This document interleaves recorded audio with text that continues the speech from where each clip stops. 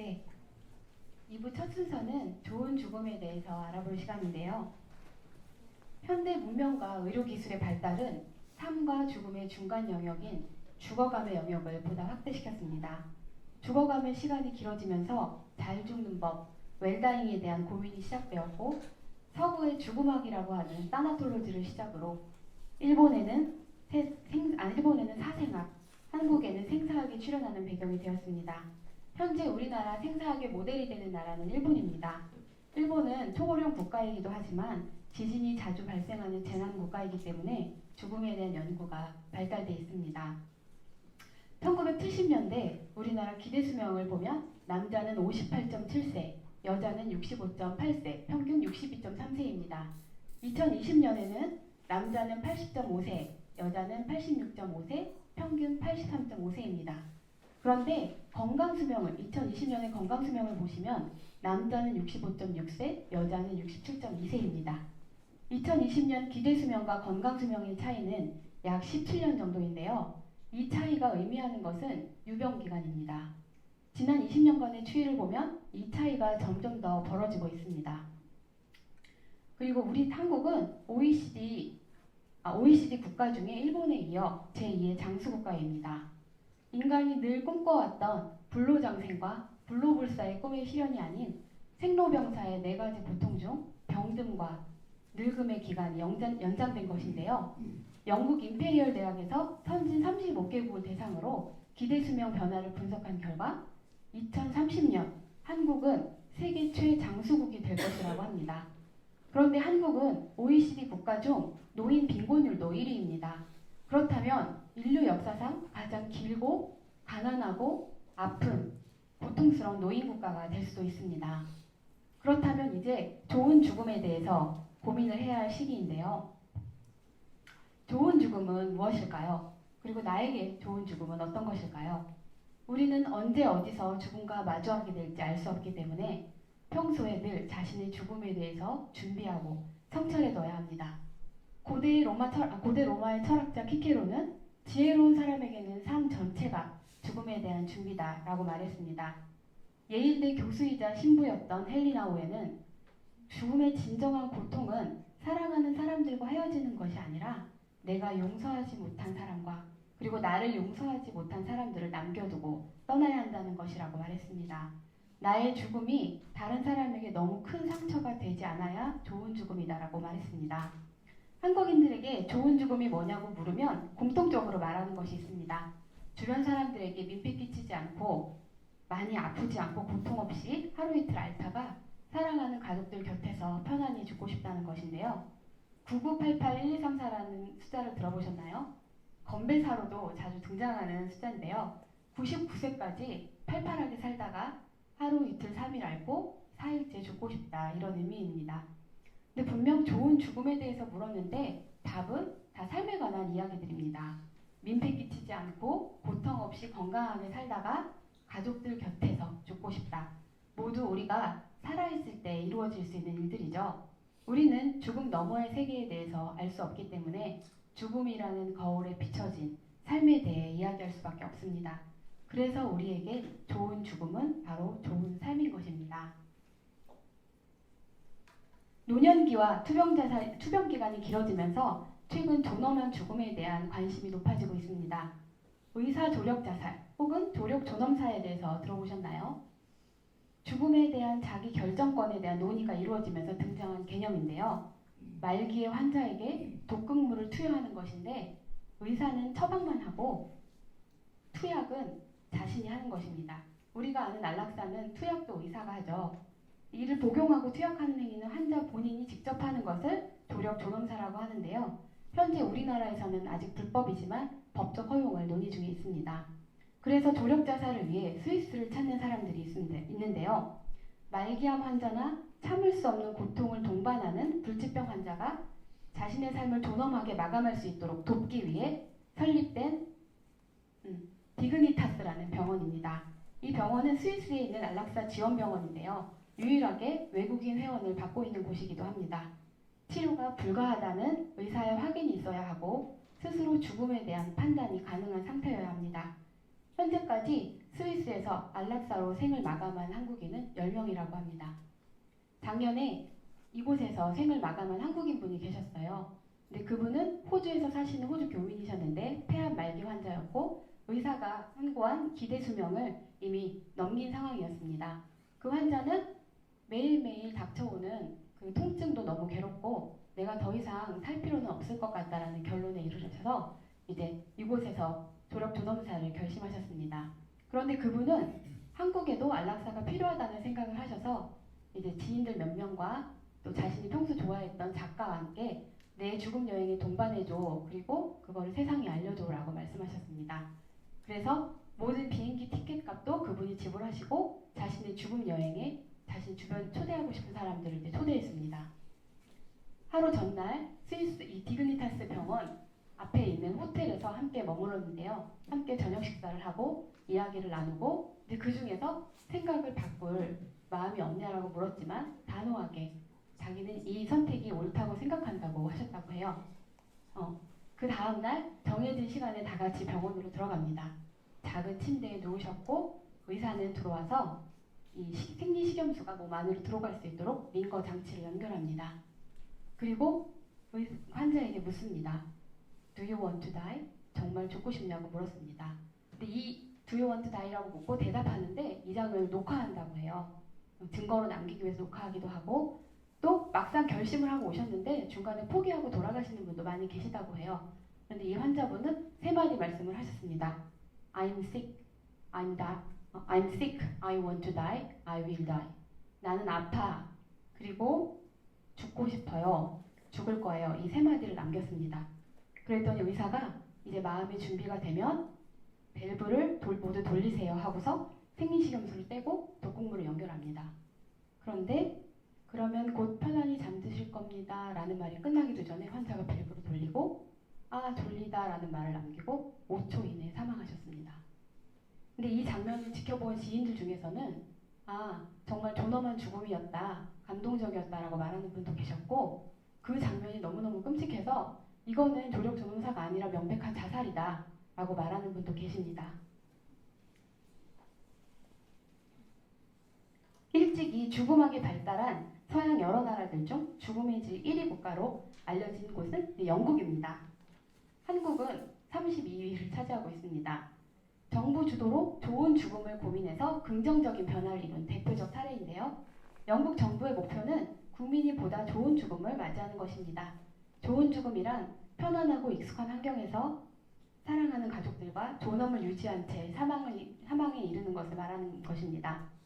다잉 매터스는 사람들이 죽음에 관해 언제 어디서든 이야기하고 삶의 마지막을 계획할 수 있도록 돕는 영국 기반의 연합인데요. 죽음을 금기시하는 풍조를 깨기 위해 노력하고 있습니다. 또 데스 카페를 마련해서 밝은 분위기 속에서 죽음에 대해서 언제든 이야기하고 또 호스피스 병동 사람들과 대화를 통해서 삶의 새로운 의미를 찾아가게 하는 등 죽음을 우리 삶 속으로 데려와서 다양한 활동들을 하고 있다고 합니다. 또 영국은 매년 5월 달에 죽음 알림 주간을 설정했다고 해요. 그래서 5가지 활동을 하는데 유언장 작성하기, 장례 계획 세우기, 노후 요양 계획 세우기, 장기 기증 작성하기, 또 사랑하는 사람들에게 편지 쓰기, 이런 활동들을 하고 있다고 합니다. 우리나라는 2004년에 한림대학교에 생사학 연구소를 설립하고 정부 지원을 계기로 2012년 생명교육융합대학원 과정을 신설해서 죽음 관련 전문가들을 지금 양성하고 있는데요. 또한 죽음교육협회 주도하에 웰다잉 강사들을 지금 열심히 육성하고 있습니다. 그러나 아직은 정부의 적극적인 개입과 또 지원이 필요한 상황입니다. 한국은 오랫동안 OECD 국가 중 자살률 1위라는 자리를 아주 오랫동안 독점적으로 차지하고 있죠. 현재 자살 예방을 위해서 여러 가지 제도적 장치를 마련하려고 노력하고 있지만 아직은 실효를 거두지 못하고 있는 실정입니다. 최근 코로나가 지금 마무리되고 있는데요. 코로나와 같은 팬데믹이나 재난이 발생하고 2년 뒤부터 이로 인한 자살률이 급증한다고 합니다. 그래서 우리나라도 2025년부터는 코로나로 인한 자살 사망자가 늘어날 것으로 지금 전망하고 있는데요. 이렇게 전 국민을 대상으로 이런 죽음에 대해 성찰해 볼 수 있는 다양한 교육의 장을 마련한다면 좋은 결과가 있을 거라 생각합니다. 현재 우리나라에도 생사학 전문가들이 데스카페를 지금 기획 중에 있습니다. 이 데스카페에서 죽음에 대한 대화와 성찰의 시간을 통해 한국 사회가 좀 더 건강한 사회가 되었으면 하는 바람입니다. 이러한 바람을 담아 따뜻한 희망의 메시지를 전해줄 연주자를 모시겠습니다.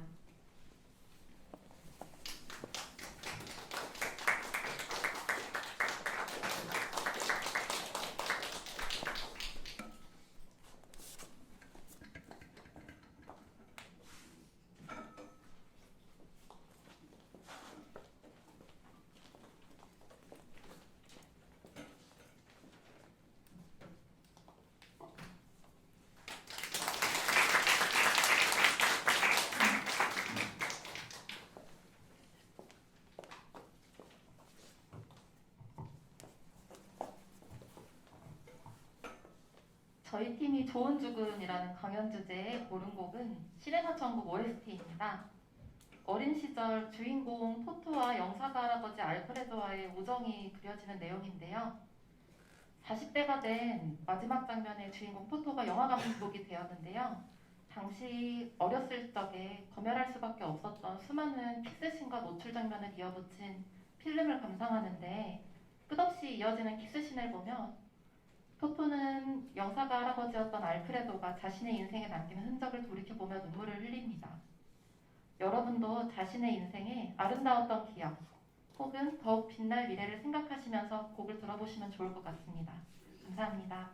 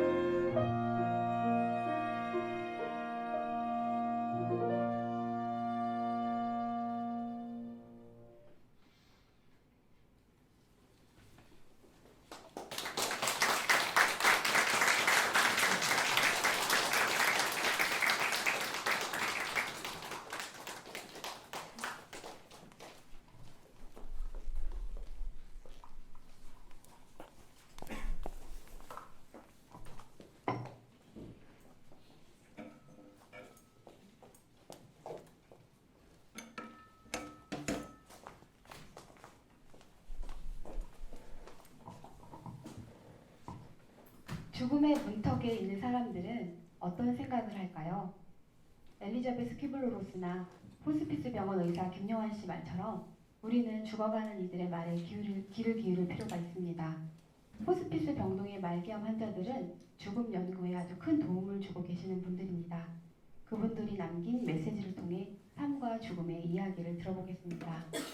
첫 번째 메시지입니다. 인간이 이 땅에 태어나고 온 거는 그냥 정자와 난자가 합쳐서 태어난 게 아니란 말이야. 저마다 소명을 가지고 태어나는데 나의 소명은 가족들을 돌보고 사회에 기여하는 거겠죠. 열심히 했다고 생각했어요. 그래서 이 정도면 잘 살았다 그랬는데 어느 날 갑자기 성경을 읽다 보니까 내가 하나님이 준 숙제를 못했구나 하는 생각이 퍼뜩 들었어요. 아이들도 잘 컸고 남편도 성공하고 건강해서 좋았어요. 그런데 하나님이 준 숙제를 생각하니까 내가 낙제생이에요. 하나님이 준 숙제가 뭐 별거 있겠어요. 열심히 사랑하라는 거였는데 나는 가족하고 교회 사람들만 사랑했지 진짜로 불쌍하거나 힘없는 사람들은 사랑한 적이 없는 것 같아요. 두 번째 메시지입니다. 물 한 잔 마시는 게 이렇게 간절할 줄 몰랐어요. 정말 시원한 물 한 잔 벌컥벌컥 마셔보는 게 소원이에요. 이렇게 아프고 나니 후회가 되는 게 있어요. 작은 일에 감사하며 살 걸. 남의 눈 의식하지 않고 나 하고 싶은 거 하면서 살 걸. 작은 거라도 베풀고 나누며 살 걸. 아무 의미 없는 것들에 너무 신경을 많이 쓰고 산 것 같아서 그런 게 다 후회가 돼요. 내가 가장 하고 싶은 건 늙어서 할머니가 되는 거예요. 모진 세월을 견디며 살아보고 싶은데 이제 그럴 수가 없네. 저는 이 말씀하신 분의 영상을 보았는데요. 비가 내리는 창밖을 바라보며 아쉬움과 후회가 역력한 표정을 짓고 계셨던 기억이 납니다. 세 번째 메시지입니다. 저승 갈 때는 몸이 가벼워야 하는데 갈 길도 멀고 또 저승 가려면 배를 타야 하는데 무거우면 배 타다 빠져 죽죠. 근데 몸을 가볍게 하려고 생각해 보니까 내가 너무나도 많은 짐을 지고 살아온 거예요. 아파트도 지고 살았지, 상가도 지고 살았지, 돈도 지고 살았지. 얼마나 무겁겠어요. 비 오는 날 산책 나갔다가 병원 뒤 숲길에서 달팽이를 봤단 말이에요. 달팽이가 그 무거운 집을 늘 지고 다니니까 얼마나 힘들었겠어요. 내 인생도 저렇구나. 그때 깨달은 게 내가 그토록 쌓으려고 했던 게 다 저놈의 달팽이 집이구나. 그걸 여태까지 끌고 왔으니 내 몸이 얼마나 힘들었을까. 저승길 가려면 이 달팽이 집부터 내려놓아야 해요. 연구 참여자 중 한 사람은 암 진단을 받고 나서 채무자들을 불러서 빚진 돈을 탕감해주겠다고 하면서 차용증을 찢었다고 합니다. 참여자는 내가 병에 걸리고 보니 이 세상에 사는 것이 선물이었다라는 생각을 하게 되면서 자신이 죽으면서 다른 사람들에게 선물을 주고 싶었다고 말했다고 합니다. 마지막 네 번째 메시지입니다. 암에 걸리고 나니까 자연스럽게 공부하게 되잖아요. 암에 왜 걸렸는지, 암세포가 왜 생기는지도 공부하게 되는데 그런데 한편으로는 의사들과 다른 생각을 해요. 굉장히 추상적이지만 욕심이 암으로 발전했다고 생각해요. 사람들은 스트레스가 암을 일으킨다고 하는데 저는 스트레스가 아니라 내 욕심 때문에 그래요. 지금 와서 욕심을 없앤다고 해서 암이 완치되진 않겠지만 더 나빠지지 않게 욕심을 내려놔야겠죠. 이분들은 한림대 생사학과 교수님들이 쓰신 연구 논문에 참여해주신 말기암 환자들이신데요. 지금은 모두 돌아가셨습니다. 이번에는 삶이 허락하는 마지막 순간까지 자신이 할 수 있는 일을 했던 말기암 바이올리니스트의 영상을 함께 보시겠습니다. 말기암과 싸우고 있는 한 바이올리니스트가 어쩌면 마지막일지도 모를 특별한 음악회를 열었습니다. 동료들도 한 걸음에 달려와 함께 연주하며 의료진과 환우들에게 위로와 감동을 선물했습니다. 윤아림 기자가 다녀왔습니다.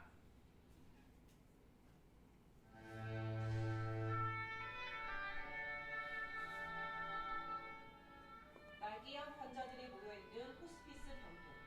익숙한 선율에 박수도 치고 사진도 찍고 연을 연주해나 다를 못습니다. 휠체어에 앉아 양위팔로 팔을 펴는 연주자, 바이올리니스트 정승혜입니다. 2년 전 간세포암 진단을 받았고 투병 생활로 몸무게가 33kg까지 빠졌습니다. 암은 폐까지 전이됐고 휠체어 없이는 움직이기도 힘든 상황입니다.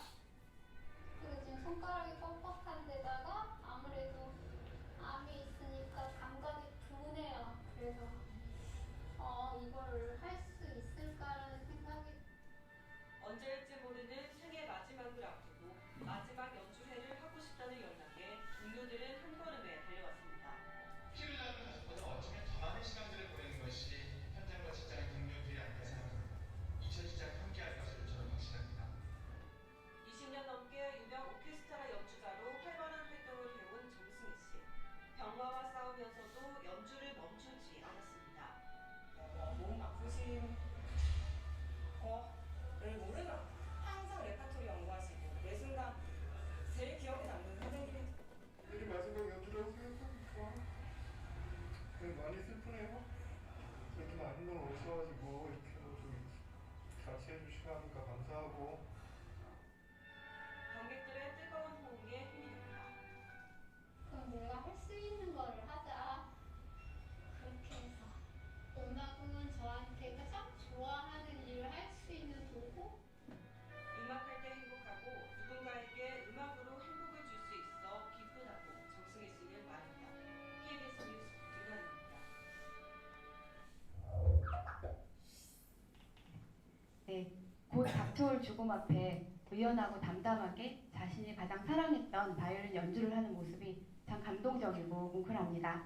다음 영상은 제가 좋아했던 드라마의 한 장면인데요. 자신에게 남아있는 시간을 힘든 치료를 하면서 보내기보다 사랑하는 사람들과 즐거운 시간을 보내고 싶어 했던 한 환자의 조금은 특별한 장례식 장면을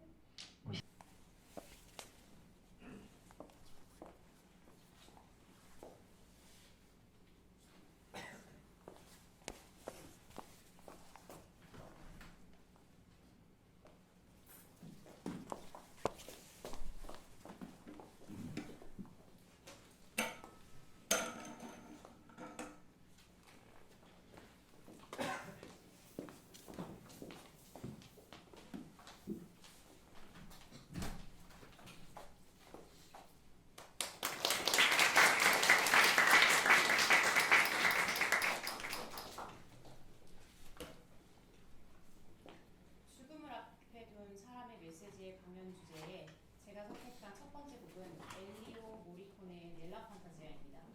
이 노래는 영화 미션의 삽입가로 낯선 곳의 원주민들에게 희망의 노래를 전하는 장면에서 나왔습니다. 우리나라에서는 예능 프로그램인 남자의 자격에서 알려지기도 했는데요. 넬라 판타지아의 뜻은 환상국에서라는 의미를 죽음에 앞에 둔 사람들에게 희망적인 메시지를 전달하기 위해 이 노래를 부르게 됐습니다. 그리고 제가 두 번째로 부를 노래는 오페라 라트라비아타에서 주인공인 비올레타가 마지막에 죽기 전에 부르는 곡인데요. 너무나 일찍 찾아온 죽음 앞에서 비올레타는 서름, 고독, 그리고 슬픔, 그리고 희한을 노래합니다. 비올레타가 죽음을 받아들이며 전하는 메시지는 내가 좀 더 일찍 어떤 걸 했더라면, 내가 그 길이 아닌 다른 길을 갔더라면, 또한 더 좋은 사람을 만났더라면 후회와 미련의 갈림길에 느껴집니다. 비올레타는 모든 걸 놓고 가야 하는 인생에서 반성은 더 이상 의미가 없다는 것을 전달하고자 하는 것 같습니다. 여러분도 죽음을 받아들이는 것에 대한 마음을 느끼면서 저희의 음악을 감상해 주시면 감사하겠습니다.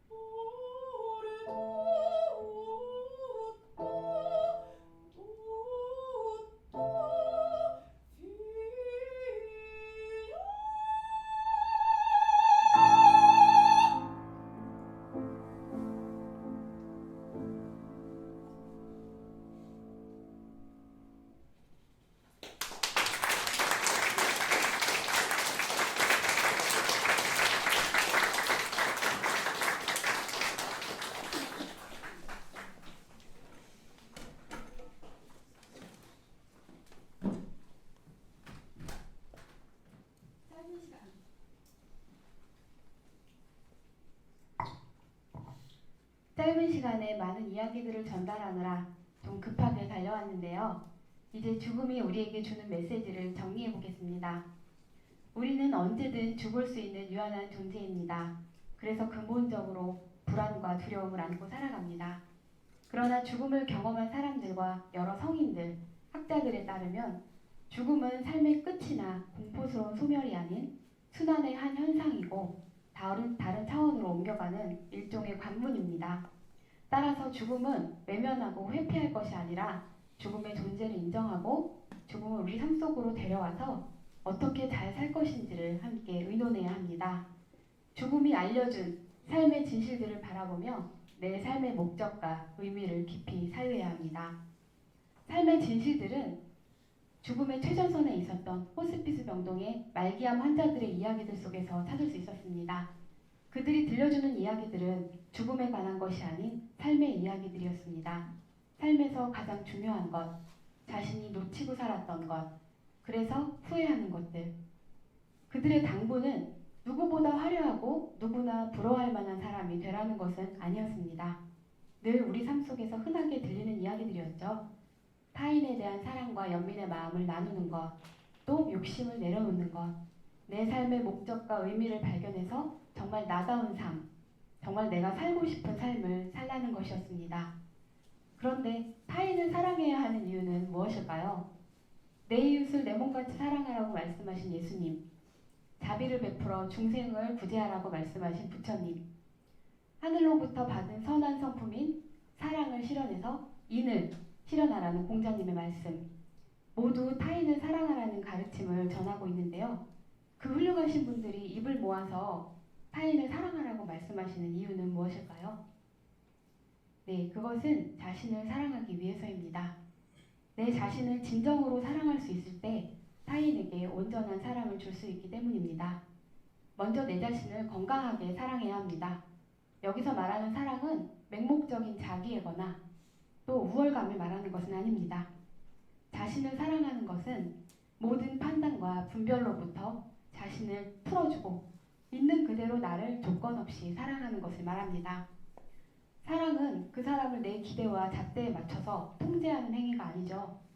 부모 자식 간의 사랑이든 남녀 간의 사랑이든 그런 방식의 사랑은 반드시 상처와 단절을 가져옵니다. 내 자신과의 사랑도 마찬가지입니다. 내 자신이 내 기대와 욕심에 따라주지 못하더라도 혹은 세상에서 인정받지 못하더라도 그 모습 그대로를 인정해주는 것이 자기 사랑입니다. 그런데 우리가 배운 사랑은 대부분 조건적이었습니다. 무언가를 잘했을 때 부모님과 주변 사람들에게 칭찬을 받았고 또 실제로 외모가 아름답거나 능력이 뛰어난 사람들이 많은 사랑을 받는 것을 우리는 늘 지켜보며 살았기 때문에 부족한 내 모습을 사랑하는 것은 참 어렵습니다. 그러나 우리는 이 세상에 완성품으로 태어난 것이 아닙니다. 인생 학교라는 말을 들어보셨나요? 학교는 무언가를 배우러 오는 곳이죠. 우리는 궁극적으로 내 자신을 조건 없이 사랑하는 법, 그리고 그 증거로 타인에게 그 사랑을 실천하는 것을 배우는 과정이 있습니다. 그런데 배우는 일은 삶의 고통이 따르죠. No pain, no gain이라는 말이 있잖아요. 사람을 성장시키는 것은 아쉽게도 기쁨보다는 고통과 고난인 것 같습니다. 성공한 사람들의 이야기를 들어보면 반드시 혹독한 고통의 시간이 있었음을 알 수 있습니다. 맹자는 하늘이 장차 그 사람에게 큰일을 맡기려 할 때 반드시 먼저 그의 마음과 뜻을 흔들어 고통스럽게 한다고 말했습니다. 작고 못난 성품을 인내로써 담금질하여 그 사명을 감당할 만한 역량을 키우겠다는 의미겠죠. 그래서 인생학교의 주요 과목은 고통과 고난인 것 같습니다. 철학자 니체는 나를 죽이지 않는 고통은 나를 강하게 한다고 하였습니다. 배가 물 위에 떠서 똑바로 잘 가기 위해서는 둥둥 뜨게 하는 부력도 필요하지만 밑에서 잡아당겨주는 중력이 필요한 것처럼 우리 삶에는 다소간의 걱정과 고통, 불행이 필요한 것 같습니다. 인생은 고통의 바다라고 말했던 부처님의 말처럼 어쩌면 우리 삶의 기본값은 고통인지도 모르겠습니다. 인간은 태어남이 병이고 생각이 질병이라는 말이 있습니다. 그러나 그 고통 속에서 의미를 발견할 때 고통은 더 이상 고통으로만 존재하지 않고 성숙과 축복의 기회가 될 것입니다. 행복 죽음을 당연시하는 현대사회는 우리를 더욱 고통스럽게 하는 요인이 됩니다. 다들 행복하게 잘 사는데 나만 힘들다는 생각에 삶을 비관하게 되는 것이죠. 특히 한국 사회가 앓고 있는 과도한 경쟁, 또 성과 지향적인 태도, 물질 만능주의는 우리가 우리 삶의 주인으로 우리가 원하는 삶을 사는 것을 방해합니다. 한병철 박사는 그의 저서 피로사회에서 한국 사회를 자기 착취 사회라고 말합니다. 열심히 노력하면 뭐든지 할 수 있다는 지나친 긍정으로 스스로를 착취하고 괴롭히게 만든다는 것이죠. 가해자도 나고 피해자도 나라서 결국 자신의 무능을 탓하고 자기 혐오로 이어지게 됩니다. 그러한 사회는 우울이 만연하게 되는데요. 그리고 그 우울은 때때로 자살로 이어지기도 합니다. 그래서 자살은 개인적인 죽음이 아닌 사회적으로 내몰린 죽음이라고 말하는 것입니다. 우리 자신이 진정으로 원하는 바를 알지 못하면 우리는 타인의 욕망을 욕망하게 됩니다. 그래서 자신을 착취하고 괴롭히기 시작하죠. 우리 사회의 대다수가 욕망하는 것은 뭘까요? 대부분 돈, 권력, 명예 이런 것들이겠죠. 그것들을 집착하고 욕심내며 쫓기듯 살다가 어느 순간 번아웃이 오기도 합니다. 그러니 서툴고 고통스러운 과정에 있는 부족한 내 자신이 지금은 마음에 들지 않더라도 가끔은 답답하고 원망스럽더라도 우리는 배우는 과정에 있으니까 모든 교육 과정을 잘 마칠 때까지 지켜봐주고 응원해주고 사랑해주어야 합니다. 자신이 얼마나 보잘것없고 능력 없는 사람인지 확인하려고 우리가 400조분의 1의 우주적 기적을까지 만들면서 이 세상에 태어난 것은 아니겠죠. 그 사랑의 힘으로 우리는 당당한 내 삶의 주인이 되어 진짜 내가 원하는 삶, 내가 이 세상에 살고 있는 이유를 깨닫게 될 것입니다. 그리고 그 성숙한 사랑의 에너지는 한 곳에 머물지 않고 타인에게 흘러갈 것입니다. 사랑의 속성이 그러하니까요. 이것이야말로 타인을 사랑하라는 가르침의 진정한 의미일 것입니다. 그러고 보니 모든 문제는 결국 자기 자신에게로 귀결되는 것 같습니다. 데미안의 작가 헤르만 헤세는 한 사람 한 사람의 삶은 자기 자신에게로 이르는 길이라고 말했습니다. 자기 자신에게 이르는 길보다 더 고통스럽고 하기 싫은 일은 없다고도 하였습니다. 너 자신을 알라라고 말했던 하나도 멋지지 않은 소크라테스의 말이 수천 년 동안 우리에게 울림을 준다는 것은 그 말의 가치를 인정하기 때문이겠죠. 참 쉽지 않은 일이지만 잘 살고 잘 죽기 위해서 우리가 꼭 해야만 하는 일이기도 합니다. 그렇다면 죽음이 우리에게 주는 메시지를 더 간단하게 말할 수 있을 것 같은데요. 네가 정말 원하는 너의 인생을 살아라. 그러기 위해서는 너 자신에 대해서 충분히 알아야 해. 네가 어떤 존재인지, 어떻게 이 세상에 태어났는지, 네가 정말 원하는 게 뭔지 그걸 알게 되면 너 자신을 사랑하게 돼. 그 사랑은 내 안에서 멈추지 않고 다른 사람에게로 흘러갈 거야. 그렇게 살아간다면 죽음은 더 이상 두려운 것이 아닌 삶의 긴 여정 중에 가장 편안하고 감사한 순간이 될 거야. 저는 잘 살고 싶은 욕심에 죽음학을 공부하기 시작했습니다. 겉으로만 잘 먹고 잘 사는 거 말고 내적으로도 충만하고 행복한 삶을 살기 위해서 죽음을 살펴보기 시작했죠. 인생학교에서 시험을 잘 보려면 기출문제를 봐야 되는데 기출문제가 저는 죽어가는 사람들의 이야기라고 생각했습니다. 정말 신박하고 대박 비법을 기대하면서 공부했는데 그것은 결국 사랑이었습니다. 사랑은 살아있는 모든 것의 본질이자 생명을 유지하는 힘입니다. 다시 말해 우리를 존재하게 하는 힘이라고 할 수 있습니다. 그래서 수천 년 동안 그 많은 종교와 철학에서 그렇게 사랑을 외쳤던 것입니다. 우리가 죽을 때 입는 수의에는 주머니가 없다고 하죠. 이 세상에서는 아무것도 가져갈 수 없다는 의미일 텐데요. 오직 사랑하고 사랑받은 기억만 마음에 담아서 떠나는 것이 인생학교의 졸업식인 것 같습니다. 오늘 우리가 나눈 이야기들이 여러분과 제 삶에 오래도록 울림이 되었으면 하는 바람입니다. 그리고 여러분의 삶 속에서 여러분 자신만의 고유한 음악이 멋지게 연주되기를 바랍니다. 마지막으로 좋은 시 한 편을 여러분께 소개하면서 오늘 강의를 마치겠습니다. 죽고 싶은 자리. 사람들은 흔히 말한다. 하루하루 살아간다고. 그러나 실은 하루하루 죽어가는 것이 아닌가? 우리는 모두 결국 죽음을 향해 걷고 있다. 언젠가 어느 날인가 죽음 앞에 세워질 때 나는 무얼 하다 죽고 싶었는가? 나는 누구 곁에 죽고 싶었는가? 내가 죽고 싶은 자리가 진정 살고 싶은 자리니 나 지금 죽고 싶은 그곳에서 살고 싶은 생을 살고 있는가? 감사합니다.